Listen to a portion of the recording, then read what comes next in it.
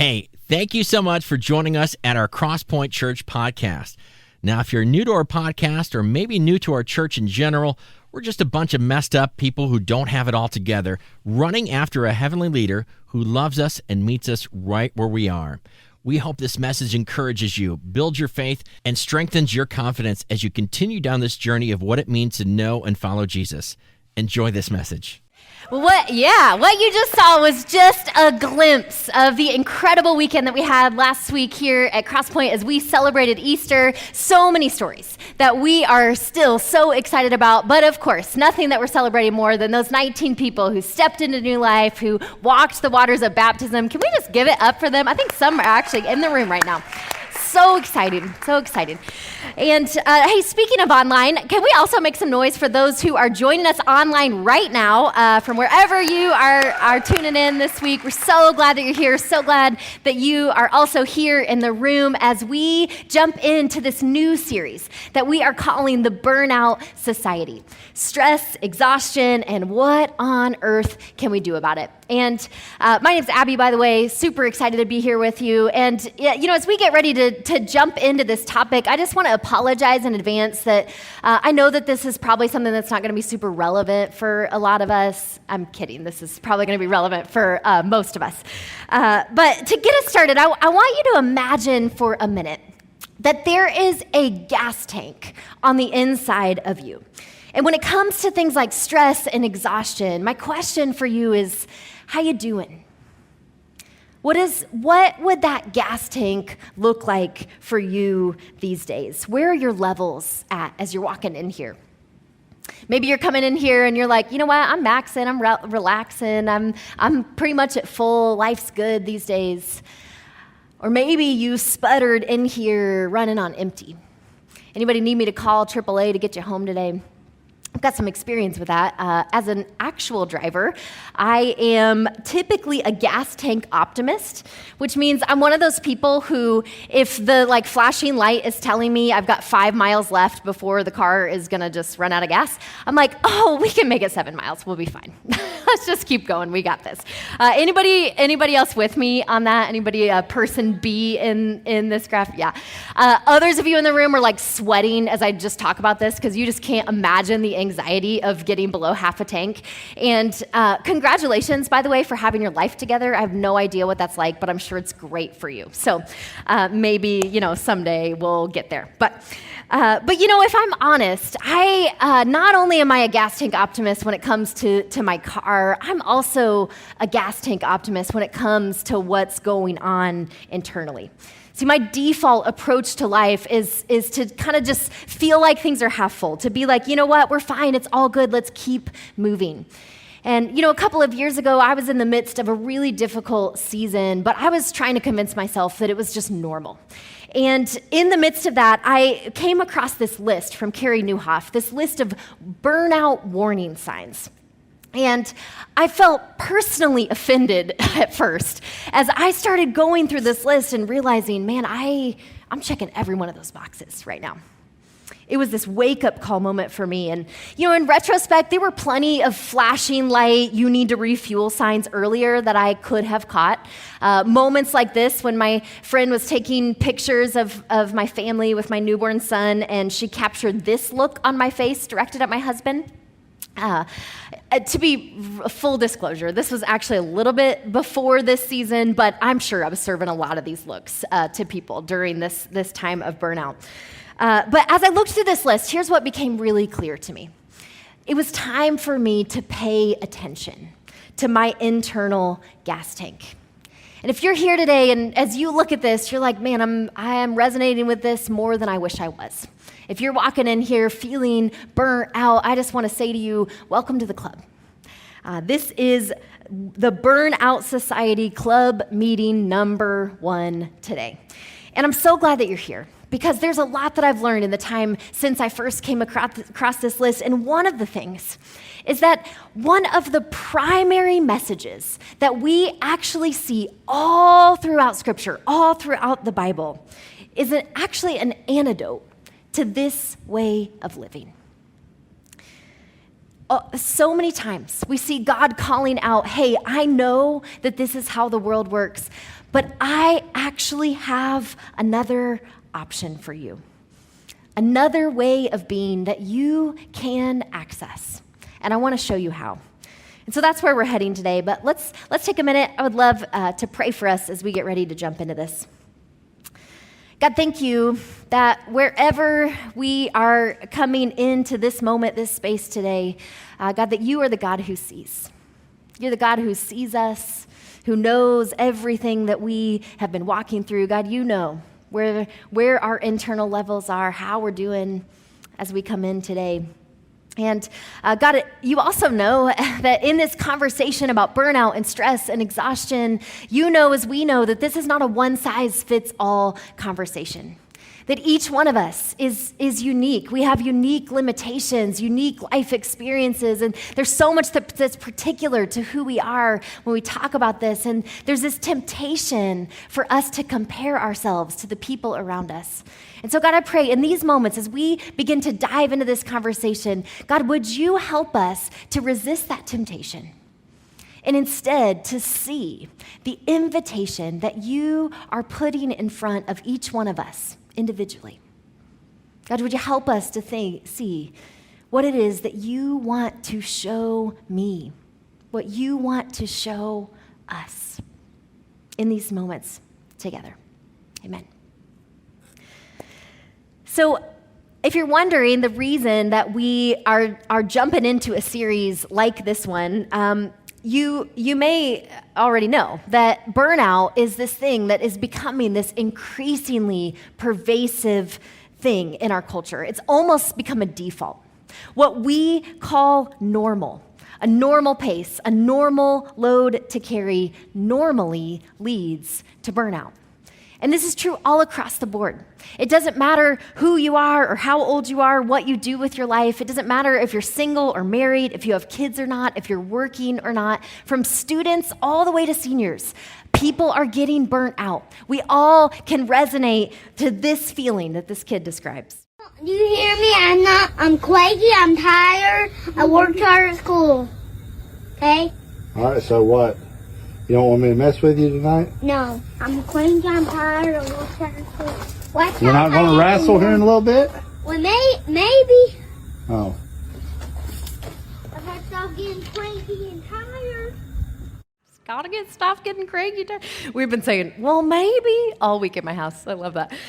We all have off days. We all have days where we're tired, and really, we're partially talking about that, but more than that, we're talking about when that starts to become the default of our lives, when that starts to become the norm, the temperature that we live in. And again, more and more people are experiencing this. If we're not intentional, this is where the pace of our culture leads us. And so my question is, who can we blame this on?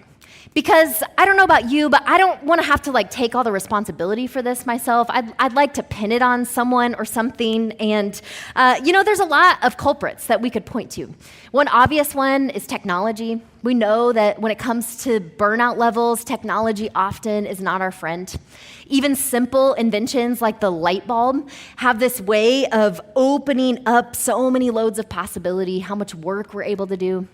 Have you ever thought about how all of our favorite inventions are actually the ones that allow us to just blow right through the limits that we used to have?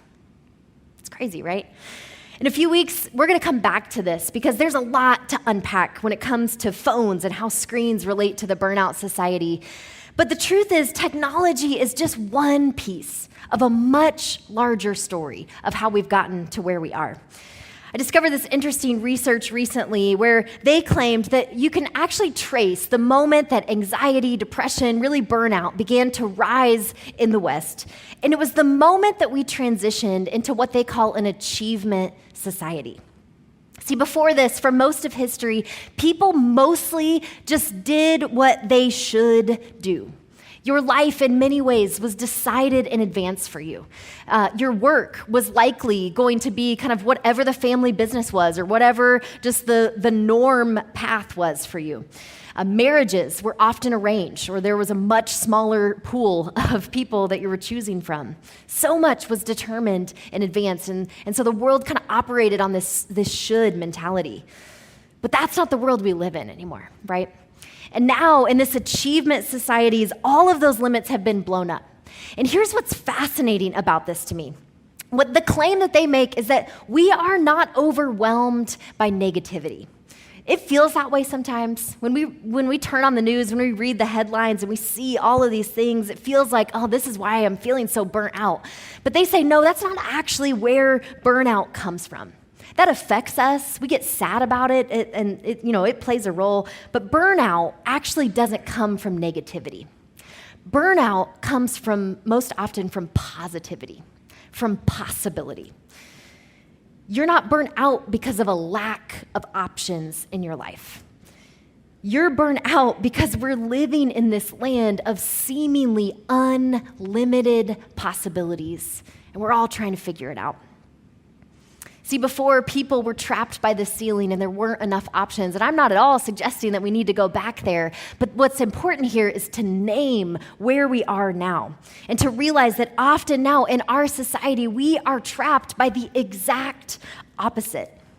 We're trapped by the weight and the pressure that comes from the burden of a life without a fixed destiny. See, in the Burnout Society, we're chasing something, and often we don't even know what it is. We just know that we've got to have a better life than what we currently have, that we need to keep running and keep chasing so that we can have a better life than our neighbors or maybe a better life than what our parents had. And this is how we get tired. This is how you go broke, searching for God knows what. It's actually our fear of underperforming that has made us overwhelmed, that's caused us to overspend, overexert ourselves, overschedule. Because in a world without limits, what do? We just keep pushing. We try to take it to the limit. We start chasing more. If the Burnout Society had a campaign slogan or a constitution, it would just be this one word: more, more, more. The more we chase more, the more complicated our lives become. And thus the ancient proverb, mo money, mo problems. Some of you are young enough to think that is actually ancient, but here's the problem with this. When we live life to the limit, you no longer enjoy your life. This is why we find ourselves saying things like, I've just got too much on my plate, or I don't know how I'm going to balance everything on my plate, to which an outside observer may suggest, why don't you take something off your plate? But we know that's not helpful, right? When someone suggests that to you, you feel how I feel. You feel like you don't really have that choice because we wake up and we're still responsible for these kids. You still have to go to school and go to work, and you have these sports schedules and financial demands and all of these things that just are your life. Maybe you and your spouse are both working, or you're single and you're trying to figure out how to manage it on your own. Most of us are just trying to get to the end of the day, to get to that nightly bowl of ice cream or glass of wine or whatever your pick of poison is. But here's the good news. No matter your circumstances, no matter what you think these constraints are that gives you no control over all of this, you have more agency than you may feel. There is another option, and it's one that's available to all of us. And this is where we're heading today.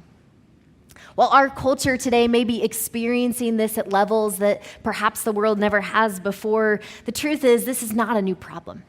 This is something that's been baked into human nature from the very beginning, and God actually has a lot to say about this.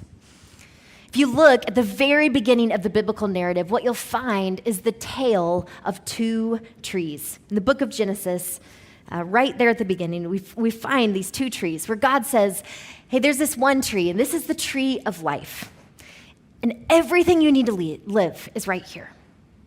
And then there's door number 2. There's another tree. And this tree gives you this level of power. It makes you like God. So with one tree, we get our life, we get our sustenance, we get everything we need from God. The other one, we become like God. And what do we pick?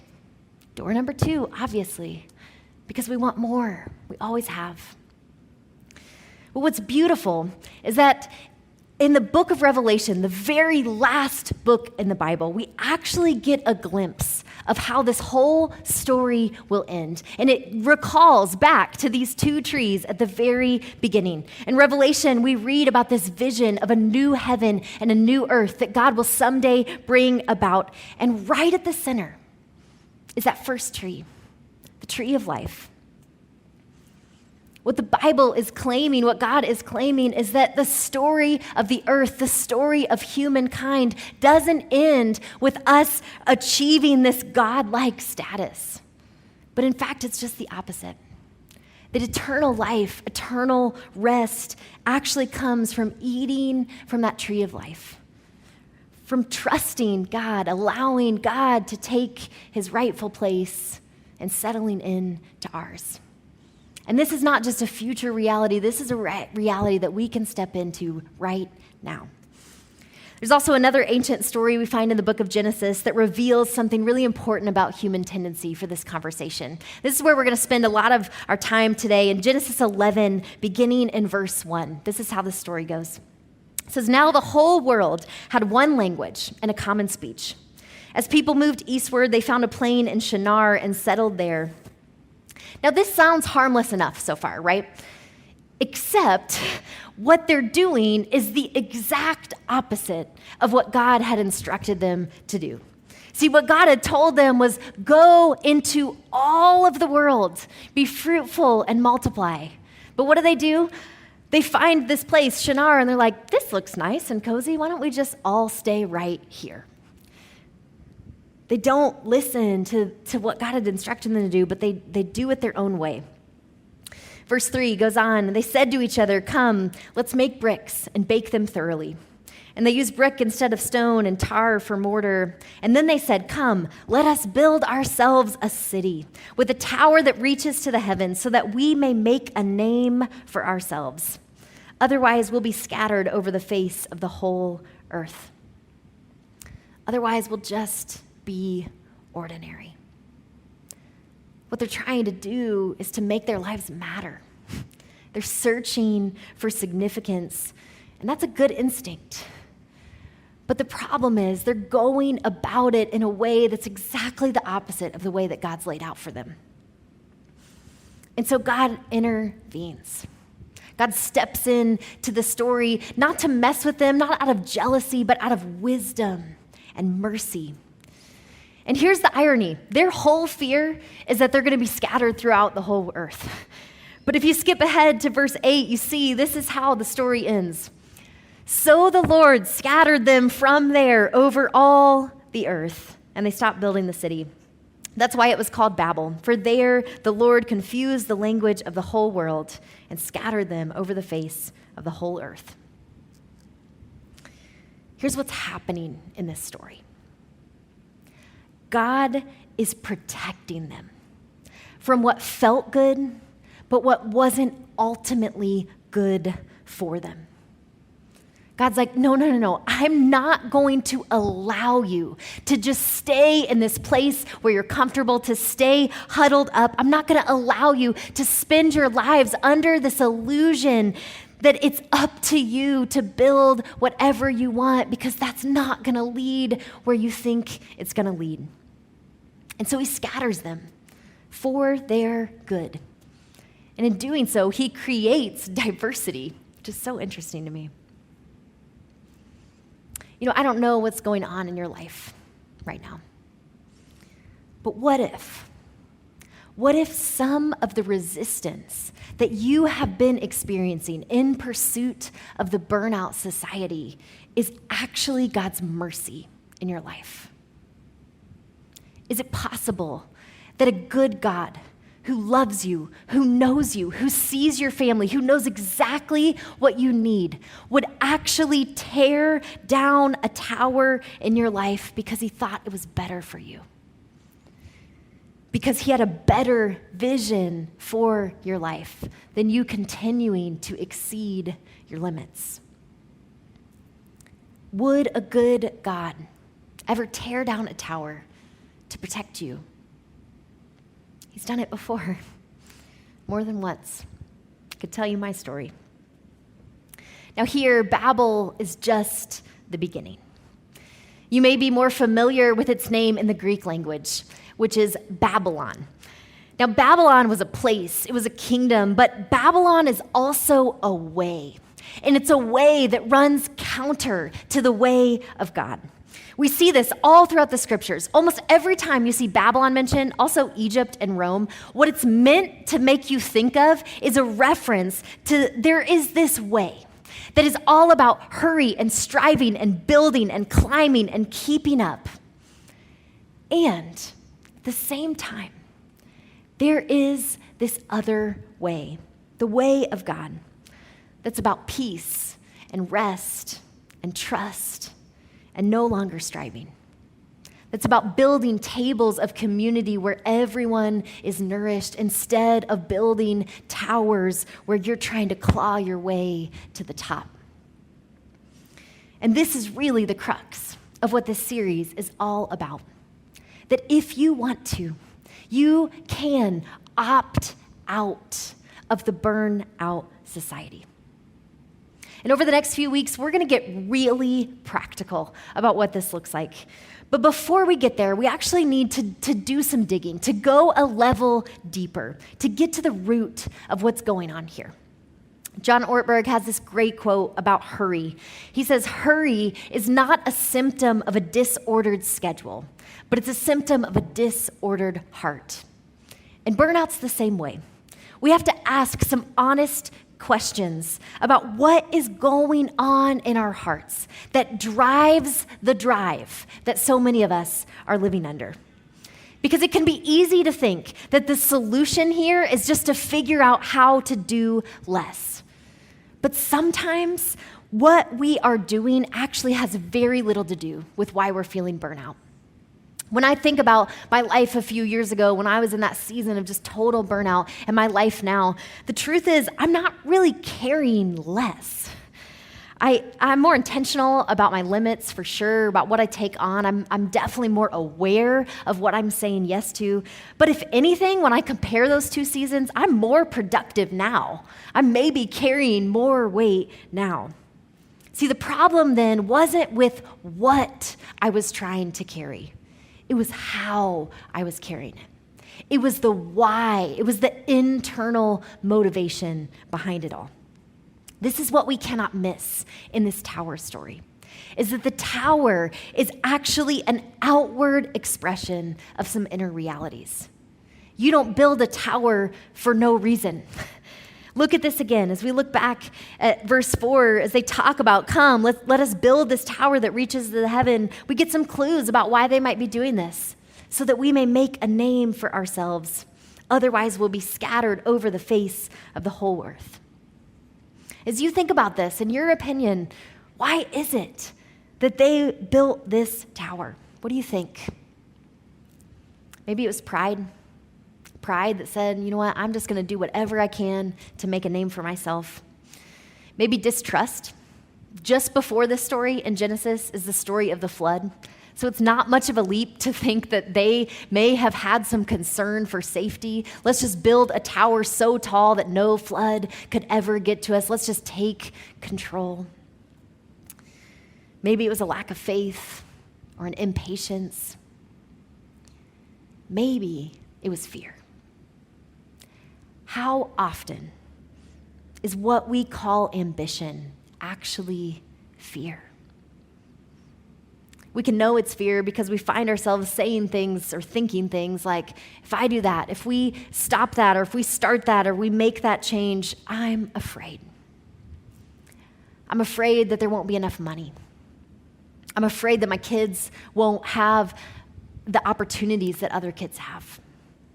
I'm afraid that I'll get passed up in my organization. I'm afraid that I'll end up just like my parents. I'm afraid that my family will be disappointed in me. I'm afraid that I won't be as successful. I'm afraid that God might not come through for me. And so we build these towers out of fear. Fear of falling behind, of not mattering, of missing out. Sometimes we refer to this as FOMO, this fear of missing out. It's a little bit of an old term, but it's still one that we're familiar with. And as we wrap up, I want to introduce you to a new phrase. It's actually the opposite of FOMO. That's going to be what we're going to talk about throughout this series, and it's this: NOMO. It's kind of a fun one to say, NOMO. And this is what NOMO is. NOMO is the necessity of missing out. And when I first heard this term, I didn't make this up. What I found myself thinking is, this is something that really Jesus might have said if he was, on earth now. See, Jesus regularly talked about things like denying ourselves, working less than we could, spending less than we make. Jesus said things like, everyone who leaves family or field or houses for my sake will receive 100 times as much. Those who give up their lives for my sake will surely find it. See, we think that missing out is a bad thing. But what wisdom is telling us, I think what God is inviting us to see, is that missing out is not actually a bad thing. It's a requirement. It's a must. The reality is we miss out on 99.9999% of things anyway. And so this week, I want to give you permission to begin to embrace the necessity of missing out. Because perhaps it's your fear of missing out that has actually been driving your life off the rails. Maybe the fear of missing out is the thing that has been making you exhausted and burnt out. And if you could just leave that fear behind and instead embrace the necessity of missing out, you might actually be able to catch your breath and find a better way toward life. So as we get ready to wrap this up, here's some homework for you. Here's some questions that I would encourage you to spend some time with throughout this week. The first one is this. It's exactly where we started. Where is your emotional gauge? How are you doing really? If you picture that gas tank within you, where are you? And we all have off days. And so I think there's some value in us is finding some regular times to come back to this. Maybe this week, every day during your lunch break, or every day at a certain time in your schedule, you'll just stop for a minute and take some inventory. How am I doing? The second question that I would encourage you to spend some time wrestling with is, what is your tower? What I mean by that is this. Where is the place in your life where you are habitually exceeding your limits? We all have places where we're tempted to just blow right past them. For many of us, it's work or school, but it can be a lot of things. And so where is it for you? And maybe even more important than that, why? What is the motivation that is driving you to keep finding yourself there, to keep building that tower? Is it pride? Is it fear? Is it a desire for control? What is it? Once we've named that, then the next question that we can begin to dive into is, what do you want? What are you craving more of? Maybe a better way to think about this is, where in your life do you need some more margin? Way back in the 1800s, Robert Louis Stevenson said busyness is a symptom of deficient vitality. There's a lot of big, 1800s words there, but what he means is this. If I've lost clarity about what really matters to me, about what my life is meant to be about the deeper why of what I'm here for, what I really care about, if I have deficient vitality on the inside, then I'm going to spend a lot of time and a lot of money searching for it on the outside. And what that looks like is busyness. And so if you have just been going so fast that you haven't stopped long enough to think about these questions in a while, what if this week you paused long enough to really consider, what do I actually want? I'm making all these choices about how I spend my time and my money, but is this actually what I care about? What is it that matters most? And for some of us, the answer to these questions is going to be really obvious. Maybe you're sitting here and you're thinking, I don't need to spend time doing this week because I already know. I know that my tower is my work. And I have, over and over again been talking about how I'm aware that my time with my kids is limited and I want to lean in and be more intentional with the time that I have with them. But to be honest, I just keep talking about it and not actually making any changes. Maybe for you, you're like, you know what? My tower is my image. I've been working so hard on the image that I've been curating to project to the world. But if I'm honest, what I'm really longing for is some more genuine connection. Some of us already know what our answer to these questions are. Some of us are going to need to lean in and dig a little deeper. But once we've answered these three, then we can get to this question. What would it look like for you to embrace NOMO right now? Is there a shift that you need to make, a change in your life, something perhaps that you need to say no to for a time so that you can say yes to what really matters most? For some of us, the answer to this is going to be really practical. It may already be coming to your mind. You may already know what you need to do with this. For others of us, this is more about the internal shift. This is about kind of shifting the lens of how we're seeing our lives. Maybe you're a person that during the pandemic or during some other kind of pivotal time in your life, you've actually wrestled through a lot of this, through some similar questions. Maybe you've rearranged your life to be about the things that really matter most to you. And if that's your story, then I hope today will serve as just a bit of a checkpoint for you to just take inventory, to consider again, how am I doing? Is there anywhere that I've begun to blow past my limits, where I've started to revert back to those tower building tendencies? Am I still giving the best of who I am to what matters most? For me, one way that I have experienced or been reminded of this power of embracing NOMO recently was actually just this last Sunday. Last week, my son was on spring break, and so we took a vacation for a few days, went to Florida, and we had intentionally planned that to be a shorter trip because we wanted to be back here for Easter. And I'll be honest, as we were kind of, rolling into that vacation time, I was coming in ready for a vacation. I was feeling pretty tired, and so I was excited to get there. We had a great time while we were gone. But as we got toward the end of the trip, I started to feel like, man, I really am not ready to leave. I'm still a little tired. It's so beautiful here. The weather back home is trash. There's these fun things that are happening on Saturday and Sunday. I just wish we could stay a little longer. I wish we didn't have to miss out on that concert on the beach, all these things. But of course, we came home. And then on Sunday, I got here and I got to be a part of the team out in the Commons who were right there as those who stepped up to walk through the waters of baptism came out to get ready. I got to be behind the scenes and see up close the boldness of the step they were taking, just the courage that even as they were afraid, they were like, no, you know what? I need to do this. And it was such a gift to get to be in that moment with them. To be honest with you, as a staff, we were a little nervous going into baptisms this last weekend because we didn't know how it would go. We didn't have anyone signed up in advance. We didn't have anyone planned, and so we were like, what if nobody steps up? What if people are all dressed up for Easter brunch and they don't want to take that step? And so as I saw person after person come out and take that step, I just was so overwhelmed. And then my nephew walked up, and I just, I'm done at this point. And you know what I wasn't thinking about in that moment? I wasn't thinking about the beach.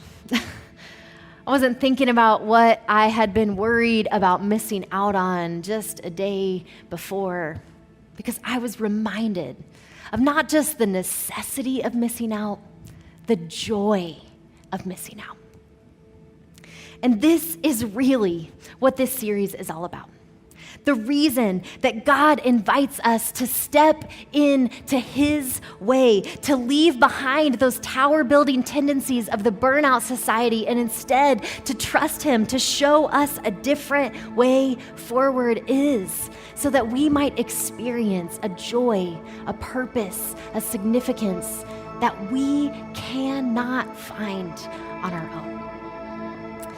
The band is going to lead us in just one more song that really captures where this journey begins, the posture that we have to put ourselves in if we want to opt out of the Burnout Society and opt in to God's way instead. So I want to invite you to stand and take in these words, sing them with us as we sing this. Thanks so much for joining us today. Take a moment to follow our podcast on your preferred platform and be sure to download our app to stay informed on everything happening here at Crosspoint. And if you like what you heard today, don't hesitate to share it with a friend that might need to hear it too.